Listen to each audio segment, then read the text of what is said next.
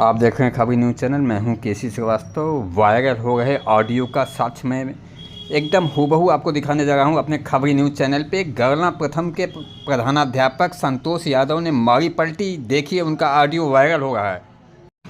इसके साथ ही कृष्णानंद चौहान सहायक लेखाकार BRC का भी पूरा इंटरव्यू में दिखाने जा रहा हूँ आपको।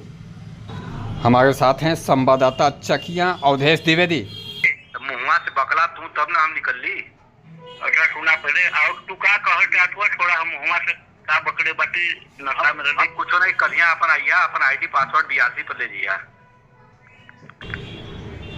मैं केसी श्रीवास्तव, एडिटर खबरी पोस्ट न्यूज। आज हमारे स्टूडियो में एक ऐसे व्यक्ति मौजूद हैं जिनका वायरल ऑडियो काफ़ी तेज़ी से सोशल मीडिया पर वायरल हो रहा है और जिनकी खबरें भी सोशल मीडिया पर प्रकाशित हो रही हैं, जिसमें क्या तथ्य है। हमारे स्टूडियो में बैठे हुए हैं। सबसे पहले मैं आपका नाम और परिचय जानना चाहूँगा। क्या नाम है आपका भाई साहब? सर, मेरा नाम किसान सिंह चौहान है। मैं ब्लॉक संसाधन केंद्र पर सहायक लेखाकार के पद पर संविदा कर्मचारी हूँ।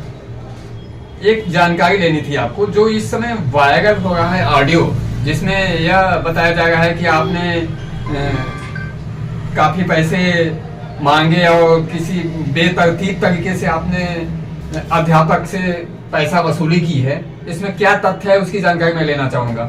सर, इसमें तो सबसे पहले मैं बताना चाहता हूँ आपको कि इसमें जो भी आरोप मेरे ऊपर लगाया गया है वो एकदम बिल्कुल गलत है और यह मुझे फंसाने की एक साजिश है। एक जानकारी और चाहिए। मैं प्रधानाध्यापक संतोष यादव ने किस प्रकार पलटी मार दी और कहा शिकायत करते समय मैं नशे में था, क्या यह बात सही है? यस सर, वो बात सही है। जब हमने उनसे बात किया फोन पे तो उन्होंने हमसे कहा, हमने उनसे पूछा कि ये जो PPA हमने आपके मर्जी के खिलाफ निकाला है, तो वो बोले कि नहीं, हमारे खिलाफ नहीं, हमारे मर्जी के खिलाफ नहीं निकाले हैं, हमने कहा था और हम नशे में थे। जी हाँ, मैं बात कर रहा हूँ गरला प्रथम फर्स्ट विद्यालय चकिया का।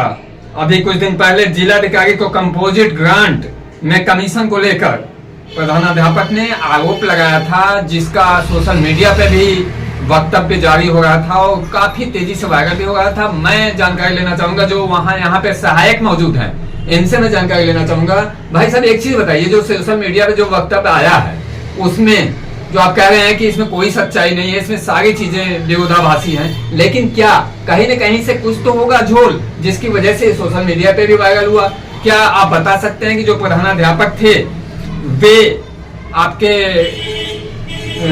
इसमें PPA जो निकासी की बात हो गई है उसमें क्या तथ्य है, कैसे निकाला जाता है? क्या सबकी ID पासवर्ड सबके पास होती है, क्या आप ही के पास होती है? सर, सबसे पहली बात है कि जो ये प्रिंट पेमेंट एडवाइस होता है ये PFMS के थ्रू होता है। हर विद्यालय में कंपोजिट ग्रांट जो है परियोजना से भेजा जाता है, जिसके लिए अध्यापक जो होते हैं उनके पास स्वयं ही उनका ID और पासवर्ड रहता है।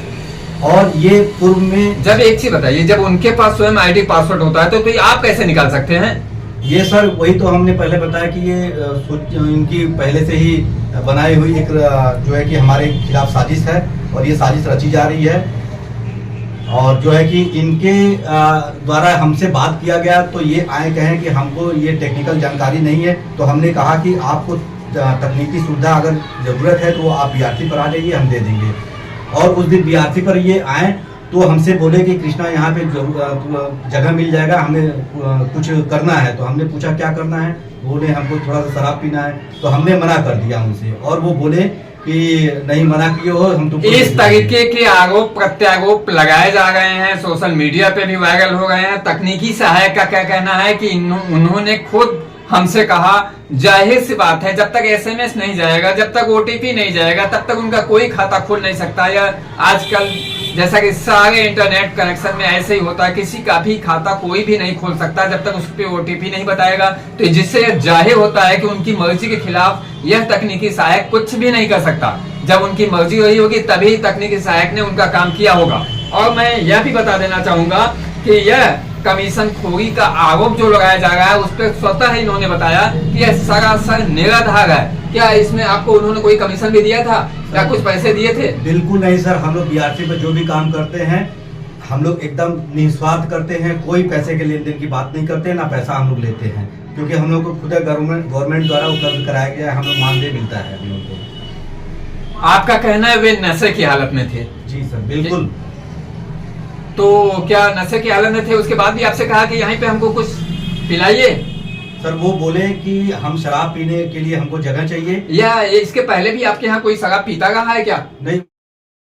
एक जानकारी वो लेना चाहेंगे, क्या वे जो अध्यापक की बात आप कर रहे हैं, क्या वे हमेशा नशे में धुत रहते हैं? सर वो प्रायः विद्यार्थी से आते हैं तो नशे में ही आते हैं। एक जानकारी ऑडियंस को बताना चाहूंगा कि जब हमारे खबरी के रिपोर्टर उनके यहाँ खुद उनके विद्यालय पे मिलने गए हैं तो उनका कहना था कि वो हरदम नशे में ही धुत मिले हैं।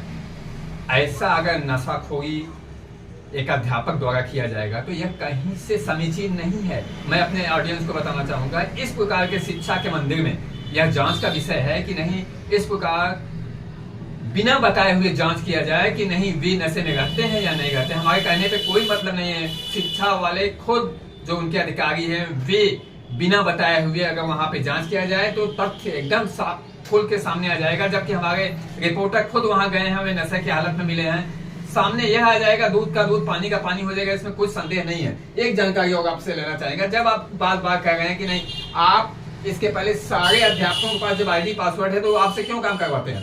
सर कुछ अध्यापक ऐसे हैं जिनको टेक्निकल जानकारी नहीं है, वो काम नहीं करवाते हैं, हमसे टेक्निकल जानकारी लेते हैं। चलिए, ये आईडी पासवर्ड आपको बताते होंगे, उनके यहाँ ओटीपी जाता होगा तभी तो आप उनका बिल्कुल वो अपना मोबाइल लेके बैठते हैं। इसमें सीधा सीधा फंडा है कि इनकी अध्यापकों की रजामंदी से ही यह टेक्निकल सहायक उनका काम करता है। बिना रजामंदी के, बिना ओटीपी बताए हुए कुछ भी नहीं कर सकता। बहुत बहुत धन्यवाद आपका स्टूडियो में आने के लिए।